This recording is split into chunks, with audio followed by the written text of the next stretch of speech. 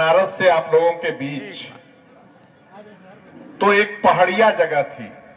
जो लोग जानते होंगे बनारस के बारे में, वाराणसी के बारे में, वो जगह है पहाड़िया। क्या आप लोगों ने सुना है? बहुत से लोगों ने सुना है। वो पहाड़िया है और ये पहाड़ है। तो हम लोग पहाड़िया के रास्ते होते हुए पहाड़ तक पहुंचे हैं और गुरु जी बता रहे थे कि उस पहाड़िया में एक छोटा सा पहाड़ था। क्या आप लोग समझ सकते हैं कि वो कैसा पहाड़ रहा होगा? उस पहाड़िया का नाम ही उस छोटे से पहाड़, इसका मतलब वहां पे इतना विशाल स्तूप था कि लोग, उस क्षेत्र के लोग उसको पहाड़िया कहते थे। भोजपुरी में पहाड़ को क्या कहा जाता है? पहाड़िया। अरे जाइए भाई, उस पहाड़िया की तरफ चले जाइए, कहते हैं ना आप लोग, पहाड़ी की तरफ चले जाइए। तो ये वहां का पहाड़िया, वहां का स्तूप और यहां का वास्तविक स्तूप, दोनों का रिश्ता आप लोग समझ सकते हैं। एक और चीजों की तरफ आप लोगों का ध्यान में ले जाना चाह रहा था कि जब हम पहाड़िया से चल के आए इस मोरिया मठ, तो एक बीच में और जगह हमें मिली चकिया। आप लोग चकिया को भी जानते होंगे। और चकिया का मतलब ही है भगवान बुद्ध का चक्र, धम्म का चक्र। वो यूं ही चकिया नहीं है, उसका संबंध भगवान बुद्ध के चक्र से है। और अभी जब हम यहां तक पहुंचे तो एक मठिया भी, एक जगह का बोर्ड लगा हुआ था। चालू हो जाए भाई। तो मोरिया मठ, मठिया, चकिया और पहाड़िया, इसके संबंध को आप लोग नए तरीके से जोड़ सकते हैं और जान सकते हैं अपने भारत के गौरवशाली अतीत को, जिसकी परंपरा तथागत बुद्ध ने शुरू की, लेकिन उद्घोषों के माध्यम से सम्राट अशोक महान ने उसको स्थापित कर दिया।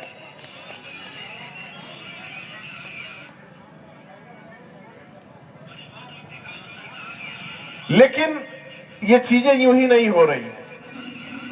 समय बदलता है, हर चीज का एक समय उत्थान आता है, पतन आता है, तो इस चीज का भी हो रहा है।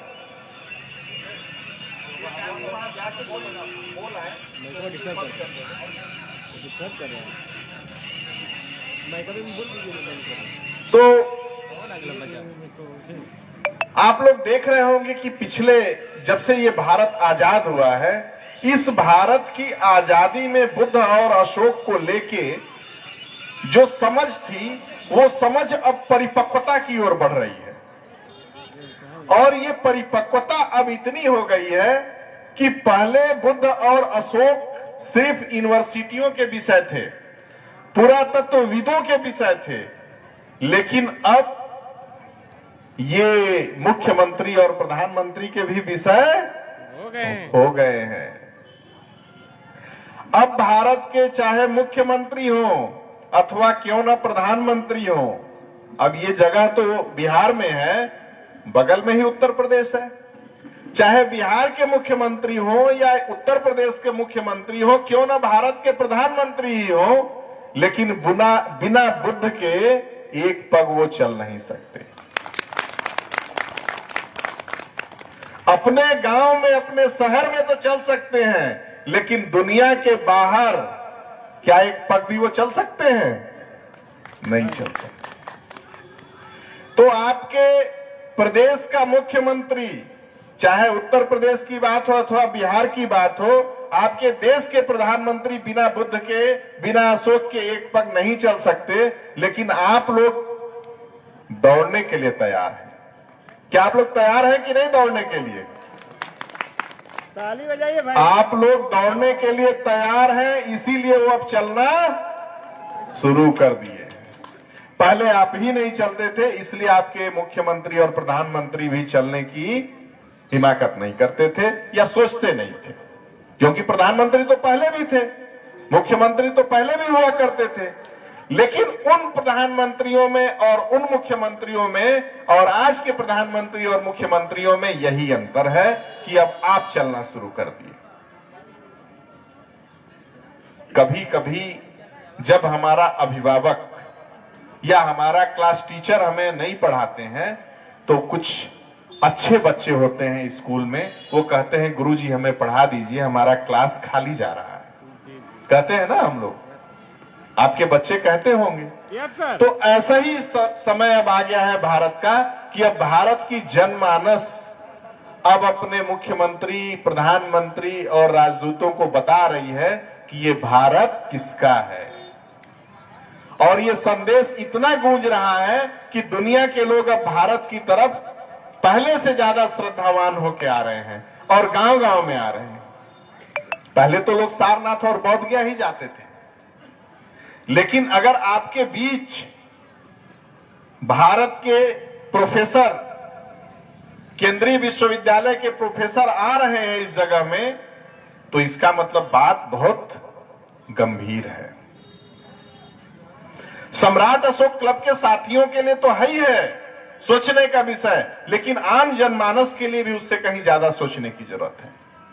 क्योंकि जब मैं यहां आ रहा था तो कुछ लोगों ने बताया ये मुसलमानों की बस्ती है, क्योंकि भारत के लोग तो इन चीजों में ज्यादा ध्यान देते हैं कि किस बिरादरी की बस्ती है, किस धर्म की बस्ती है, लेकिन अशोक और बुद्ध ने कभी ऐसा नहीं सोचा। अगर उस जमाने में अशोक ने सोच लिया होता कि ये तो भारत की बस्ती नहीं है, कौन सी, श्रीलंका के बारे में, कोरिया के बारे में, चीन के बारे में, तो क्या वहां बुद्ध पहुंचते हैं? नहीं पहुंच पाते। कोई बात नहीं, वो बच्चे हैं, बच्चों को छोड़ दीजिए, बच्चे तो ऐसे ही, वो तो इसी के लिए आए हैं। बच्चों को मत परेशान कीजिए। अगर बड़े अगर गलती करते हैं तो उनको टोकना हमारा काम है, बच्चे करते रहें। तो दुनिया के लोग तक अगर बुद्ध और अशोक की देशनाएं और संदेश पहुंचे हैं तो इसका मतलब सीधा सीधा यही है कि उस जमाने में अशोक ने यह सोच लिया कि सीमाएं कभी भी बांधी नहीं जा सकती हैं। और आज के जो राजनेता हैं दुनिया के, वो लोग सीमाओं को ज्यादा बांधने के चक्कर में हैं। और जब सीमाओं को ज्यादा बांधने के चक्कर में पड़ेंगे तो उसके लिए युद्ध करना पड़ेगा।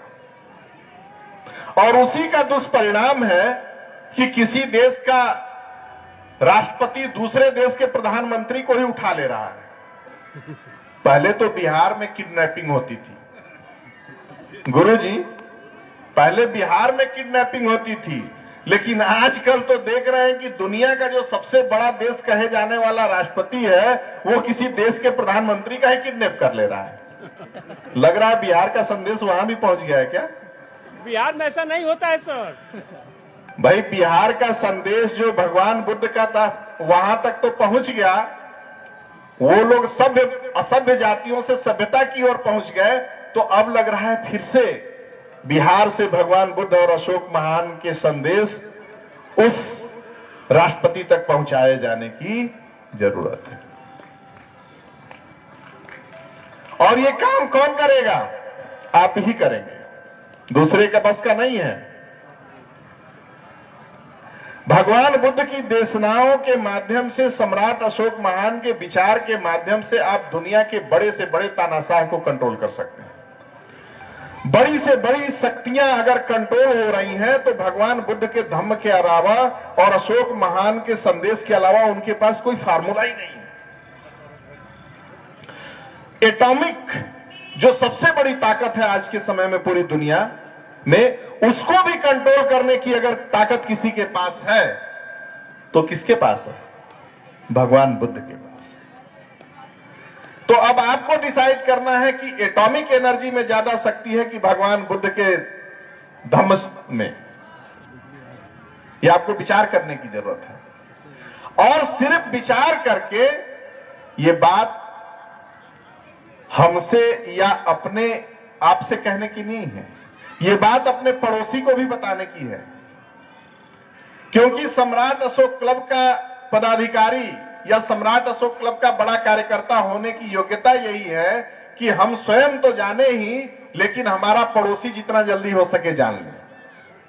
और अगर हमारा पड़ोसी नहीं जान रहा है कि सम्राट अशोक महान ने इस बसाह की पहाड़ी में, इस मोरिया मठ की पहाड़ी में क्या लिखवाया है, इसका मतलब कि हम भारत के योग्य नागरिक भी नहीं। अगर योग्य नागरिक बनना है तो अपने अधिकार और कर्तव्य दोनों को जानना पड़ेगा। सिर्फ अधिकारियों की बात नहीं करता मैं, अब यहां कर्तव्यों की बात है।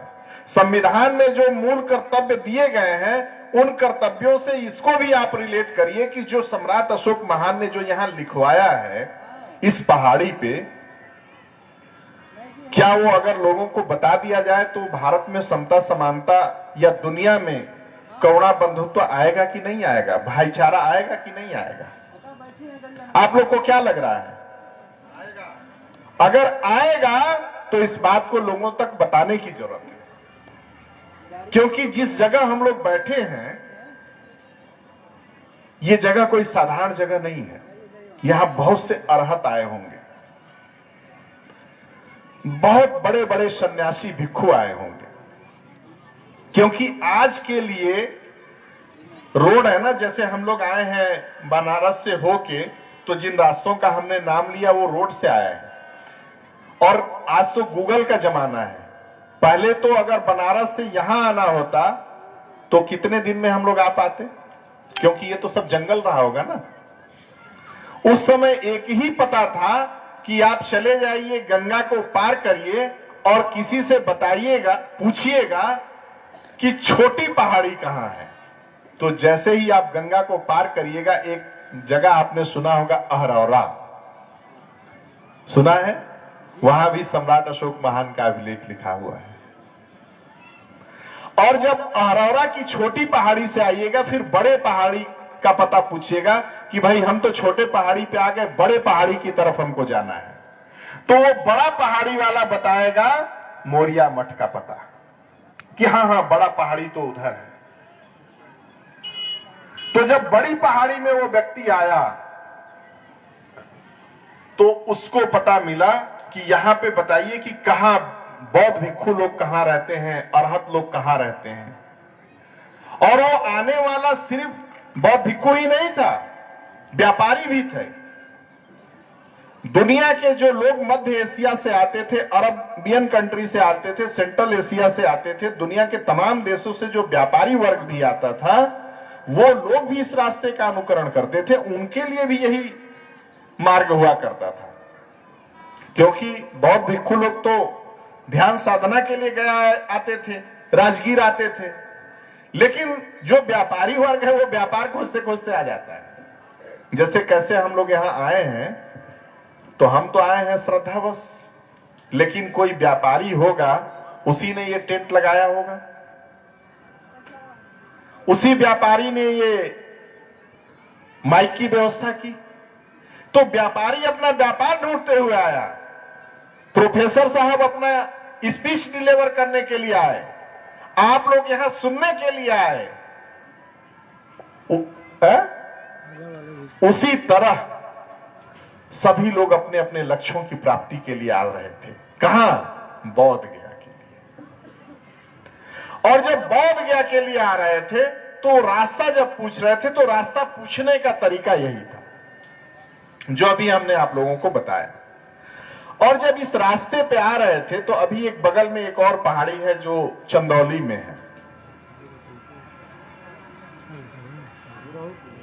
वो क्या नाम है उसका, जो बगल में एक पहाड़ी है, घुरहूपुर। अब सोचिए कि ये मोरिया मठ है, वो घुरहूपुर है। घूर आप लोग किसको बोलते हैं? जहां आप लोग गंदगी का ढेर लगा देते हैं वो क्या हो जाता है? घूर हो जाता है। लेकिन जब आप घुरहूपुर की पहाड़ी पे ऊपर चढ़िएगा, ऊपर, और ऊपर से जब नीचे की तरफ देखिएगा तो आपको बहुत बड़ा घूर दिखेगा।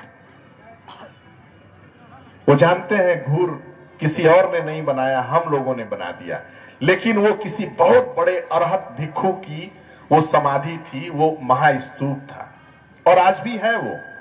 इसीलिए वो बाद तक घुरहू के नाम से लोग स्तूप भूल गए। अभी नेपाल में आप जाइएगा, इतने स्तूप मिलेंगे। अभी गुरुजी हमसे चर्चा कर रहे हैं कि नेपाल में हम लोग ये स्तूप बना रहे हैं, इस जगह स्तूप बना रहे हैं, इतने स्तूप बना रहे हैं। जैसे आप लोग सारनाथ गए होंगे तो धमेक स्तूप है ना, बहुत बड़ा सा, वैसे ही स्तूप घुरहपुर में भी है, अभी भी है। लेकिन आम जनमानस के लोग स्तूप भूल गए, क्यों बनता है ये भूल गए।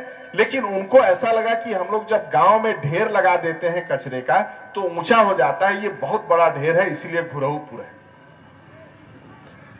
तो इसके दोषी कहीं ना कहीं हम हैं, कोई दूसरा दोषी नहीं है। तो जब हम दोषी हैं तो दोष मुक्त होने का भार किसके ऊपर है? हमारे ऊपर। तो अब इस दोष से मुक्त होने का समय आ गया है। पहले तो आपको पता नहीं था तो आप दोषी भी नहीं माने जा सकते, लेकिन 30 साल हो गए। मैं मुख्य अतिथि महोदय को अवगत कराना चाह रहा हूं, सम्राट अशोक क्लब का ये 30वां साल का अधिवेशन हम लोगों ने मनाया और 30 साल से लगातार हम लोग ऐसे ही कार्यक्रम कर रहे हैं, ऐसे ही छोटे छोटे कार्यक्रम। आपके यूनिवर्सिटी में तो स्टूडेंट आपको एसी कमरे में मिलते होंगे, ऊपर पंखा लगा होगा, साइलेंट क्लास होगा, लेकिन यहां स्टूडेंट देखिए,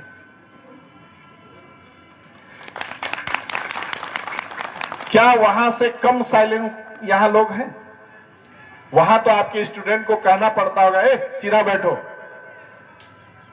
क्यों बात कर रहे हो? क्या आपने यहां किसी स्टूडेंट को ऐसा कहा कि आप सीधा बैठिए? वहां एक निश्चित योग्यता के बाद स्टूडेंट बन सकता है व्यक्ति, लेकिन सम्राट अशोक क्लब की पाठशाला में आने के लिए सिर्फ उसको इंसान होना जरूरी है, चाहे वो किसी धर्म का हो, किसी जाति का हो, किसी क्षेत्र का हो, किसी संप्रदाय का हो। तो यहां वो स्टूडेंट है और स्टूडेंट की कोई उम्र सीमा भी यहां नहीं है। वो अच्छी बात है कि हमने कुछ स्टूडेंट इस कलर के भी तैयार कर रखे हैं ताकि अनुशासन बना रहे।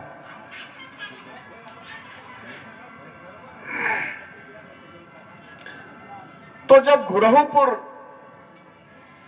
लोग आए, यहां आए, तो एक मार्ग बौद्ध गया की तरफ जाता था, एक मार्ग पाटलिपुत्र की तरफ जाता था,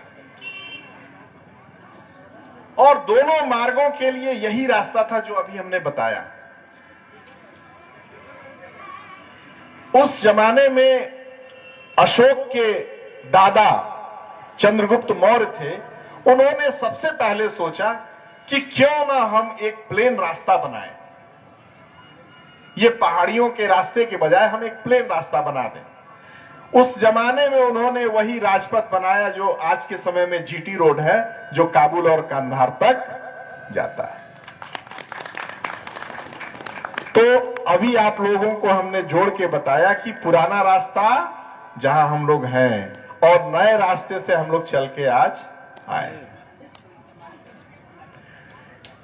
ये पुराना रास्ता है, इसी रास्ते का अनुकरण करके तथागत बुद्ध आते थे, क्योंकि भगवान बुद्ध के समय में कोई जीटी रोड नहीं था। उस समय शासकों के पास एक परिकल्पना ही नहीं थी। क्यों नहीं थी? क्योंकि उस समय महाजनपद का काल था। जब आप बुद्ध के समय का इतिहास पढ़ेंगे तब ये पाएंगे कि उस समय के राजा के छोटे छोटे क्षेत्र होते थे। तो कोई राजा बनाएगा तो अपने ही क्षेत्र में रोड बनाएगा ना, पड़ोसी के यहां जाके पाकिस्तान में थोड़ी रोड हम बना देंगे। तो राजाओं की भी आपस में लड़ाई होती थी, तो कौन राजा एक दूसरे से टाई अप करे? यहां तो एक प्रदेश से दूसरे प्रदेश के बीच जब रोड बनाना रहता है तब टाई अप करने में 4-4 साल 10-10 साल लग जाते हैं। तो जब राजा चंद्रगुप्त मौर्य हुए, जब अखंड भारत पे उनका शासन हुआ, तब उन्होंने बहुत से रोडों का निर्माण कराया और ये परिकल्पना पूरी दुनिया तक फैली। और उससे पहले जो राजा हुआ करते थे वो राजा लोक कल्याणकारी कार्य करने के लिए नहीं सोचते थे। जो कार्य मौर्य राजाओं ने शुरू किया वो कार्य दुनिया के लोग राजा नहीं करते थे। क्यों नहीं करते थे? कि इन राजाओं का संबंध भगवान बुद्ध से था, और चूंकि मौर्य राजा शाक्य कुल वंश की परंपरा से आते थे, इसलिए इनके अंदर बुद्धिज्म पहले से था, संघ मनाने की परिकल्पना पहले से थी, लोक कल्याणकारी कार्य करने की परिकल्पना पहले से थी।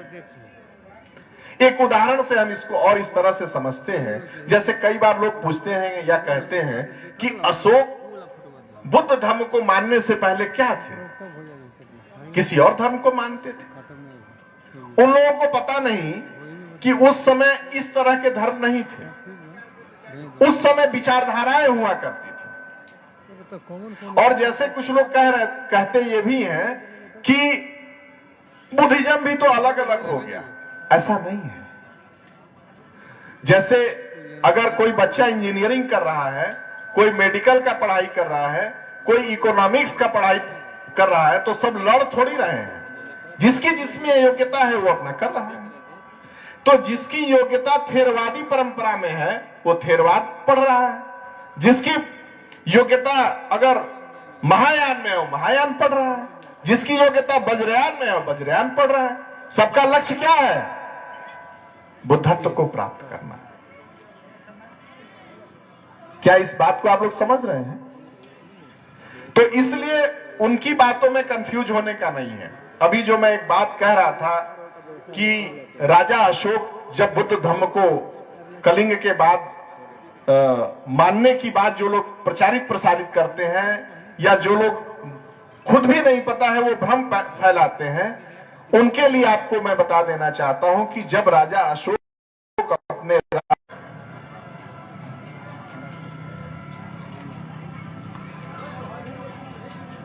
और इस पहाड़ी पे जहां हम लोग आए हैं, इसकी एक आर्किटेक्ट शायद आप लोग समझते होंगे, जो वास्तुकार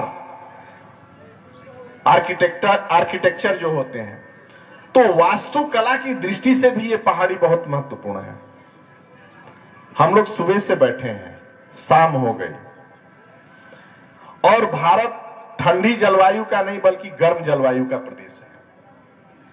क्या हम लोग धूप से परेशान हो रहे हैं? ये देख रहे हैं धूप इतनी कड़ी है, लेकिन हम छांव में बैठे हैं। तो उस समय बौद्ध भिक्षुओं को इसका ज्ञान था कि हम कैसी जगह अपनी व्यवस्था सेटअप करें ताकि हमें प्रतिकूल मौसम का प्रभाव हमारे रुकने पे, रहन सहन पे ना पड़े। और यहां बगल में खेती की भी सुविधा है। यहां अभी जब आप जाएंगे गुराऊ की पहाड़ी में, तो वहां तो मैं गया था 2011 में, वहां पे हमने देखा कि पानी के भी स्रोत हैं। उस नीचे नहीं, ऊपर में ही है। मैं 2011 में पहली बार गया, और इस जगह को खोजने का श्रेय आदरणीय गुरुजी देवी दयाल जी को जाता है। जब देवी दयाल मौर्य जी को इस जगह के बारे में जानकारी हुई, और गुरुजी जब बनारस के ज्ञान प्रभा को जाके बताते हैं, वहां के प्रोफेसर को बताते हैं, तो प्रोफेसर लोग सोचते हैं कि ऐसे ही बोलते होंगे, लेकिन चूंकि गुरुजी गवर्नमेंट टीचर थे तो उनकी बात का सम्मान भी था और प्रभाव भी। तब वहां के प्रोफेसर ने इसको देखने का निर्णय लिया और कुछ टीम भेजी, और उस टीम ने जब अध्ययन किया तो बहुत सी चीजें उन लोगों ने पाई। और मैं मुख्य अतिथि महोदय को बताना चाह रहा हूं कि बगल में जो घुरहूपुर है, यहां से तो पहाड़ी के रास्ते जाएंगे तो शायद 4-5 किलोमीटर है, लेकिन रोड के थ्रू जाएंगे तो काफी लंबा है। वहां पे भित्ति चित्र भी है, जहां तथागत बुद्ध की 3 भित्ति चित्र है। अच्छा, आप पहुंचे तो वहां पे भगवान बुद्ध के 3 भित्ति चित्र हैं। तो ये सब एक ही जगह की परंपरा है। इसका मतलब यह है कि वहां 3 बुद्ध हुए, तीनों का वो प्रमाण है। आप लोग तो जानते हैं ना, बुद्ध एक ही को हम लोग बहुत ज्यादा जानते और मानते हैं, दुनिया में बहुत ज्यादा फेमस हुए, लेकिन ऐसे और भी बुद्ध हैं। और आप सभी लोग यहां आए उस ऊर्जा को लेके, जिस ऊर्जा को पाके आप लोग लटिया की माटी पे आप लोग जाते हैं।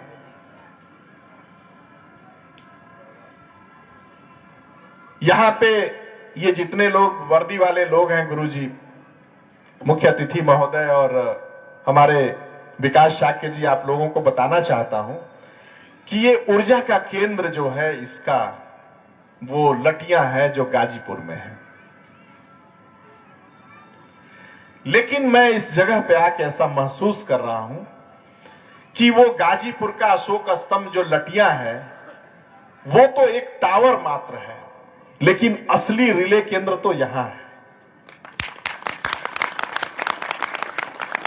क्योंकि वहां के अशोक स्तंभ पे कोई लिखित लिपि नहीं है, लेकिन यहां रिले केंद्र है और हाई फ्रीक्वेंसी का रिले केंद्र है। और अगर यहां के लोग अगर चाह जाएं, कैमूर के लोग और आसपास के लोग अगर चाह जाएं, तो इस रिले केंद्र से पूरी दुनिया को संदेश दे सकते हैं। आपके टावर ने इतना बड़ा काम कर दिया और ये रिले केंद्र अगर उपेक्षित है तो इसके जिम्मेदार दुनिया के लोग नहीं हैं, कैमूर के लोग हैं। आप लोगों का सम्मान है कि आप लोगों ने बहुत शानदार कार्यक्रम किया और 17 साल से अनवरत कर रहे हैं आप लोग। लेकिन ये चैलेंज भी है कि हमको इसको और व्यापक बनाना है और समृद्ध बनाना है। ज्ञान का प्रवाह उस नदी की तरह हो जिसमें सभी लोग, सभी प्यासे को पानी मिल जाए, कोई भी प्यासा ना रहे, चाहे वो किसी जाति का हो, धर्म का हो, संप्रदाय का हो, किसी क्षेत्र का हो, किसी जिले का हो, किसी देश का हो, क्योंकि हम लोग तो वैसी परंपरा का निर्वाह करने वाले लोग हैं। तो अपने कुल वंश की गरिमा गौरव का अगर ध्यान रखना है, अपनी भारत की गौरवशाली परंपरा का अगर ध्यान रखना है, तो हम लोगों को इन बातों को ध्यान रखना चाहिए। और दुनिया में ऐसा हो रहा है। अभी एक इंडोनेशिया एक देश है, बहुत छोटा सा मुस्लिम देश है, वहां मुस्लिम आबादी है, लेकिन वो बौद्ध परंपराओं को वो लोग जीते हैं। उनके धर्म में मुस्लिम है, अगर आपसे वो मिलेंगे तो आदाब कहेंगे, लेकिन वो जो ड्रेस पहनते हैं, उनके बौद्ध भिक्षु लोग जो ड्रेस पहनते हैं वो चीवर धारण करते हैं, बौद्ध के आते हैं, सारनाथ आते हैं, त्रिशण पंसील करते हैं। तो ऐसी परंपरा है भगवान बुद्ध की। जिस देश में गए, जिस क्षेत्र में गए, वहां की संस्कृति को इन्होंने स्वीकार कर लिया। सिर्फ क्या दिया, उनकी असभ्यताओं को हटा के सभ्यता का पाठ पढ़ा दिया, बस इतना ही काम। वो किस भाषा में बोलता है, किस लिपि में लिखता है, क्या ड्रेस पहनता है, ये हमारा विषय नहीं है। हमारा विषय यह है कि वो लोक कल्याण के मार्ग पे किस तरह से चले, बस यही हमारा विषय है। और इसको आप सभी लोग कर रहे हैं। यहां जितने हमारे सम्मानित साथी,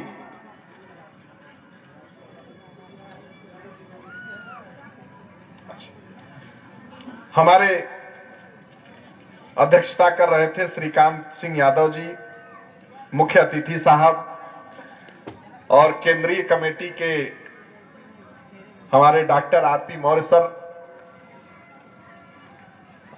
हमने तो इनका जलवा लटिया में ही देखा था, लेकिन इस रिले केंद्र पे भी आके हमने देख लिया सर। सादर आभार, धन्यवाद आपका। माननीय विकास सर, सिद्धनाथ मौर्य जी अभी हमारे सामने ही थे। अच्छा, ठीक है। डॉक्टर बुद्ध प्रताप मौर्य जी, संस्थापक महेंद्र संघ मित्रा सेवा संस्थान, हमारे बीच अभी थोड़ा लेट ही सही आए हैं। डॉक्टर दीपक कुमार जी, सिंगर अवधेश जी, स्वागत भाषण बड़ा अच्छा दिया यहाँ के जिलाध्यक्ष महोदय ने। कई बार बात होती थी, लेकिन आज आपने अपने जिले में हमें बुलाया, इसके लिए आपको और आपके पूरे जिला कमेटी की टीम को बहुत बहुत आभार, धन्यवाद। मंच संचालन बहुत अच्छा, कुशल संचालन कर रहे थे हमारे अखिलेश कुमार मौर्य जी। मीडिया प्रभारी के रूप में हमारे डॉक्टर मनोज जी और सिंगर अवधेश जी, और हमारे गाजीपुर की धरती से आए हमारे सुशील जी, बहुत से लोग हैं। कई साथियों का नाम मैं छूट रहा है, मैं बोल नहीं पा रहा हूं, लेकिन जितने लोग आए हैं, जिन लोगों ने अपना तन मन या धन किसी प्रकार का सहयोग दिया है इस कार्यक्रम के लिए, मैं उनका हृदय की गहराइयों से आभार व्यक्त करता हूं।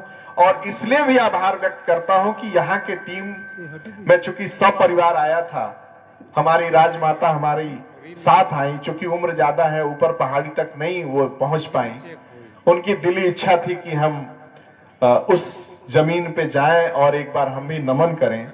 तो हमारी राजमाता भी आप लोग के सम्मुख आई, आप सभी लोगों ने सम्मान किया, इसके लिए भी आप लोगों का बहुत बहुत आभार, धन्यवाद।